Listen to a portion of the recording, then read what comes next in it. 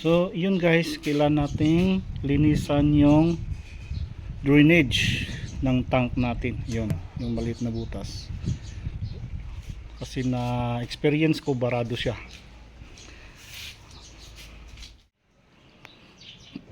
So yun guys, kita natin yung hose ng drainage niya. Kaya pala hindi magdi-drain yung overflow. Ayun, kitang kita naman naipit siya. So guys, paki-check sa inyo kung ayaw mag-drain. At saka baka kinalawang din. Yun, sige guys. Ayun, may kalawang siya sa loob. Naipit siya. Ayan. So yun guys, working na siya. Ayos na. Yan. Okay.